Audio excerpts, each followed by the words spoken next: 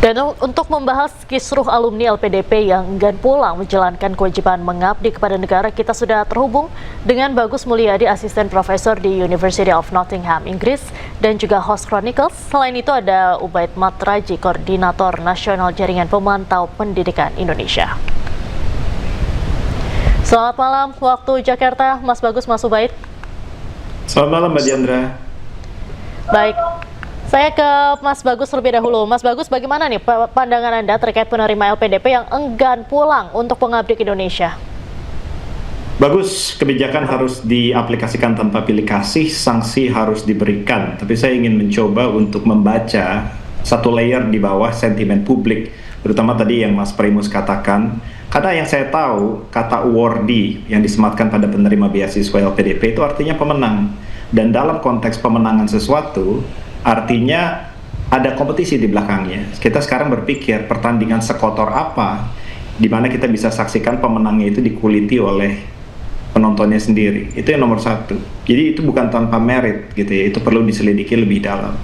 Tapi saya juga ingin mengomentari tentang apa yang terjadi di masyarakat, menskrutini menyelidiki impak dari para penerima beasiswa LPDP itu, terutama mereka yang tidak mau pulang. Mereka berpikir itu 44 yang ketahuan, yang belum ketahuan berapa banyak. Saya sebenarnya ingin melindungi LPDP, mencegahnya menembak kaki sendiri. Ini menurut saya saatnya mereka melindungi citra dari penerima beasiswa LPDP yang lain.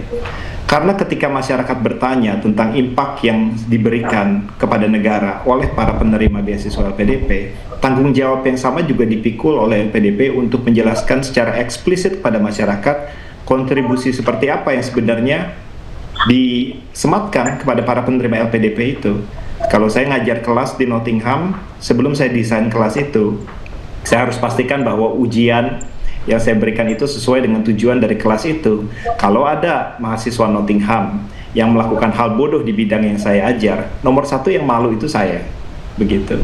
Nah sekarang yang orang lakukan adalah menilai kembali apakah kriteria kontribusi itu sesuai dengan esai mereka, dan saya rasa sudah saatnya LPDP bersikap lebih eksplisit dan transparan guna menjaga akuntabilitas. Baik, kalau Mas Ubaid bagaimana tanggapan Anda? Ya, ini tentu membuat masyarakat bertanya-tanya ya, bagaimana pengelolaan beasiswa LPDP selama ini.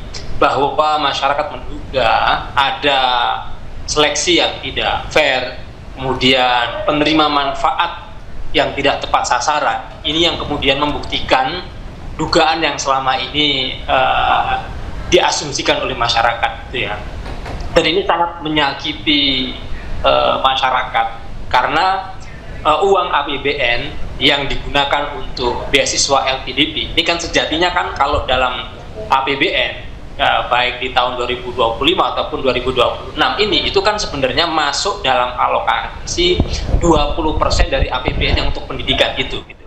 Nah, seperti yang kita ketahui sekarang, masyarakat miskin, mereka tidak punya akses ke sekolah, bahkan kuliah di dalam negeri saja itu susah sekali ya. Sekolah-sekolah kita kualitasnya masih buruk, kampus-kampus kita kualitasnya juga masih sangat buruk sekali gitu ya. Tetapi ini ada dana pendidikan, mestinya kan harus dimanfaatkan sebaik-baiknya gitu. Tetapi ketika LPDP ini tidak tepat sasaran, apalagi penerima beasiswa tidak memanfaatkan dengan baik, mereka tidak mau mengabdi, mereka bahkan posting di media sosial, mereka berbangga menjadi warga negara asing. Saya pikir ini bukan soal diberikan sanksi lalu mengembalikan uang, tetapi harus ada evaluasi, harus ada audit terhadap sistem dan juga tata kelola LPDP ini yang menurut saya ini sangat sengkarut ya gitu. Ada yang nggak beres dengan sistem dan juga tata kelola LPDP ini gitu. Karena ketika dana pendidikan itu kan bagian dari uang rakyat yang mestinya digunakan, diinvestasikan untuk mencerdaskan kehidupan bangsa, itu harus dimanfaatkan dengan sebaik-baiknya. Banyak sekali dosen di Indonesia yang tidak sejahtera, guru-guru tidak sejahtera, sekolah-sekolah ambruk, anak-anak masih jutaan yang tidak bisa kuliah, tidak bisa sekolah. Mestinya kan untuk mereka. Tetapi ketika ada alokasi untuk LPDP, tapi kemudian LPDP ini ada semacam ternyata subsidi untuk kelompok-kelompok elit, apalagi penerima manfaatnya adalah banyak kalangan menengah ke atas. Itu ini sebuah kesalahan yang harus dikoreksi. Baik, Mas Bagus tadi juga sempat menyinggung soal adanya seperti seleksi yang tidak transparan, juga tadi sempat dikatakan juga sama Mas Ubaid yang sama, seleksi tidak transparan, tidak tepat sasaran. Ini berarti memang dari awal penyaringannya yang ada kesalahan gitu ya Mas? Saya rasa permasalahannya bukan itu. Pendidikan itu adalah investasi yang mahal. Uang sekolah di Inggris itu mahal, pendidikan itu bukan hal yang murah. Permasalahannya apakah return on investment itu menjustifikasi penganggaran yang begitu besarnya. Dan itu tergantung tujuan dari LPDP itu sebenarnya apa. Di Inggris dia memberikan beasiswa yang namanya chevening. Tujuannya adalah membangun global network. Dia mengasumsikan bahwa calon penerima chevening itu adalah orang yang sudah berkarir selama 2 tahun, punya influence, dan kriteria pertanggungjawaban terhadap rakyat Inggris itu jelas bahwa yang diukur itu dalam jenjang waktu yang lama adalah pengaruh yang lebih besar di Inggris akan Indonesia seperti itu. Nah, itunya yang tidak dilihat dari LPDP. Jadi permasalahannya bukan karena pendidikan itu mahal, pendidikan memang mahal, tapi karena ketidakjelasan kriteria pertanggungjawaban kontribusi itulah yang membuat rakyat bertanya-tanya harusnya ini diberikan kepada siapa. Kalau memang yang mendapatkan beasiswa itu berhak karena dia lulus dengan baik, harusnya yang menerima itu dirayakan, bahkan diarak-arak seperti itu. Baik, kalau Mas Ubaid memaknai kontribusi ini seperti apa? Ya jelas, jadi ketika dana LPDP ini adalah dana rakyat atau tadi investasi untuk pendidikan tidak dikelola dengan baik, ini kan berarti menghambur-hamburkan uang rakyat gitu kan. Ketika negara menghambur-hamburkan uang rakyat, maka dampaknya nggak ada ya. Dampak untuk jaringan internasional, dampak untuk perbaikan di Indonesia, dampak untuk memajukan Indonesia juga tidak ada. Nah, ketika dampaknya minim, maka harus ada dievaluasi ya, harus diperbaiki sistem LPDP ini. Mulai dari seleksi, kemudian belajar ke negara tujuan sampai balik, itu juga harus diseleksi ya, kemudian diperbaiki ya. Soal bagaimana LPDP itu punya perencanaan ya, harus disesuaikan. Nah, ketika Indonesia ya, pemerintah tidak punya perencanaan jangka panjang, apa yang sedang dibutuhkan di negara ini gitu ya, kemudian berapa dana yang dialokasikan untuk kita bisa mampu mencetak sumber daya manusia yang berkualitas, lalu mereka bisa balik berbakti ke Indonesia. Ketika itu tidak digunakan perencanaan yang baik, tidak diukur dengan baik dampaknya, maka ini akan sia-sia gitu. Contoh, di Indonesia seringkali kita mendengar misalnya ya, kita kekurangan dokter spesialis misalnya, tetapi bagaimana sampai hari ini, itu cerita 20 tahun yang lalu udah bilang bahwa Indonesia kekurangan dokter spesialis. Tapi sudah berapa dana LPDP ini dialokasikan untuk support pada itu. Nah, ketika sampai hari ini sudah 20 tahun yang lalu kita masih kekurangan dokter spesialis, berarti kan kita tidak punya perencanaan yang bagus. Kita mengelola dana ratusan miliar LPDP tidak dikelola dengan bagus, maka dampaknya nggak ada sama sekali. Ini kita sayangkan. Baik. Mas Bagus, Mas Ubaid, kita tahan sejenak perbincangan ini. Kita masih akan kembali usai jeda, tetaplah bersama kami. Kita masih bergabung dengan Mas Bagus Mulyadi dan juga Mas Ubaid. Selamat malam, Mas Bagus dan Mas Ubaid. Malam. Baik, saya ke Mas Bagus. Mas Bagus, seperti apa lantas cara terbaik untuk memastikan ribuan awardee LPDP ini agar bisa kembali mengabdi ke Indonesia setelah pendidikannya?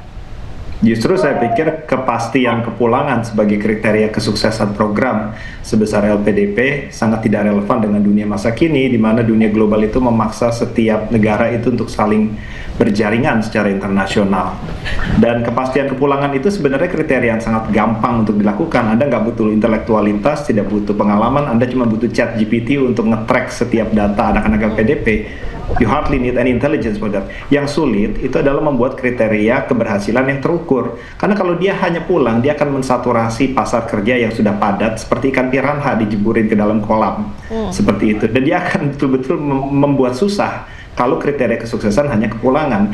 Yang sulit itu adalah mengukur apakah mereka setelah beberapa panjang waktu itu menduduki posisi strategis, membuat impact yang nyata di dalam masyarakat. Seperti tadi Mas Ubaid bilang, apakah jadi dokter yang menyembuhkan beberapa macam penyakit, membuka lapangan pekerjaan. Dan saya bersimpati karena hal itu tidak mudah untuk dilakukan.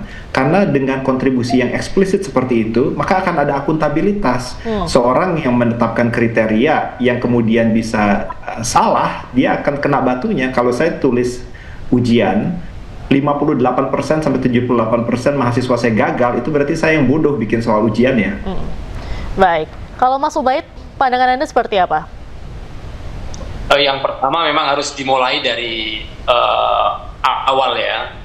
Jadi mulai dari perencanaan itu harus jelas. Jadi jangan pokoknya ini ada uang sekian ratus triliun, silakan semua pihak boleh apply dan seterusnya. Saya pikir itu tidak berkeadilan ya. Ketika dana LPDP itu harus diserahkan dalam mekanisme pasar ya. Siapa yang nilai bahasa asingnya bagus, nilai akademiknya bagus, mereka bisa akses itu gitu. Saya pikir itu tidak berkeadilan. Nah, menurut saya kita harus rencanakan dengan baik ya. Indonesia sedang berencana soal apa? Punya perencanaan menengah jangka panjang apa? Lalu dalam konteks Indonesia ini kan luas, ada yang di kota, ada yang di desa, ada yang di Jawa, ada yang luar Jawa. Indonesia sedang membutuhkan apa? Apa yang kurang di Papua? Sumber daya apa yang ada di Papua? Apa yang kurang di Kalimantan? Sumber daya apa yang tersedia di Kalimantan? Itu semua harus dipetakan dengan baik, lalu dibuat perencanaan, gitu ya. Sehingga dana beasiswa LPDP ini tidak seperti pasar bebas, siapapun bisa akses tanpa perencanaan yang jelas. Karena itu harus ada kuota-kuota afirmasi yang itu didesain oleh pemerintah untuk kebutuhan tertentu. Misalnya di Papua ada perencanaan pengembangan soal apa, maka kita harus itu prioritaskan kepada afirmasi anak-anak Papua yang bisa akses, gitu kan?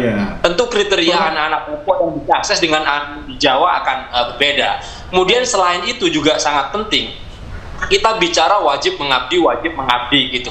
Tetapi ekosistem soal pengabdian di Indonesia bagaimana? Itu juga harus kita perbaiki. Jangan sampai lulusan itu mereka kita wajibkan mengabdi, tetapi ekosistem di Indonesia tidak support untuk itu. Sehingga ketika alumni LPDP balik ke Indonesia, lalu mereka lontang-lantung, nggak jelas pekerjaannya apa, ngelamar di mana-mana ditolak, lalu mereka bisa melamar di luar negeri, lalu kita permasalahkan. Saya pikir kejadian ini, kasus ini harus menjadi pelajaran kita bersama. Bagaimana ekosistem mulai dari Indonesia, mulai dari seleksi, mulai dari perencanaan diperbaiki, sampai mereka lulus mau balik ke Indonesia, itu pengabdian seperti apa, mereka ditempatkan di mana, bagaimana cara mengukur dampaknya, itu harus diperbaiki semuanya. Baik, Mas Bagus, soal sanksi, ini kan masih ada 44 orang penerima LPDP yang tidak kembali ke Indonesia. Nah, apa hukuman atau sanksi jika award ini tidak mampu mengembalikan dana beasiswa? Apa mekanisme tertentu yang bisa diterapkan? Nomor satu tadi Mas Ubaid benar, ada afirmatif sebenarnya, tapi ketimpangan itu tidak bisa ditutupi karena untuk mendapatkan beasiswa Anda harus tulis esai yang bagus. Orang-orang di daerah 3T tidak punya landasan S1, SD, SMP, SMA yang memungkinkan mereka untuk tulis esai. Tapi bicara tentang keadilan, saya sebenarnya sangat berhati-hati untuk mencampur adukan diksi-diksi seperti balas budi, pengabdian, keadilan. Karena beasiswa LPDP seyogianya adalah investasi publik, bukan sedekah. Investasi publik itu dijustifikasi lewat return on investment. Dan return on investment itu saya bersimpati pada LPDP karena daripada Chevening yang duduk di bawah Foreign Office, LPDP itu duduk di bawah Kementerian Keuangan yang tidak punya kepentingan langsung terhadap impact sosial. Itu permasalahannya. Tapi bukan berarti kriteria yang masuk akal tidak bisa dibuat sama-sama. Mengenai sanksi, ini saya sangat berhati-hati ya, karena citra yang diderita oleh seantero penerima beasiswa LPDP itu sudah tidak masuk akal lagi. Masyarakat sudah sangat mencurigai bahwa jangan-jangan semua dari mereka itu omong kosong seperti itu. Nah, saya pikir ya sanksi itu itu urusan trivial sebenarnya. Sanksi bisa diberikan seperti membalikan uang dan itu sudah dilakukan. Itu hal yang sangat baik gitu. Yang saya mau soroti lebih dalam adalah tanggung jawab untuk memikul kegagalan dari program LPDP itu sama besarnya yang ditanggung oleh para mahasiswa yang tidak mau pulang, juga oleh regulator yang gagal untuk memberikan kriteria yang masuk akal. Itu harus bareng seperti itu. Baik, terima kasih Mas Bagus dan Mas Ubaid sudah bergabung dengan iNewsroom malam hari ini. Salam sehat selalu.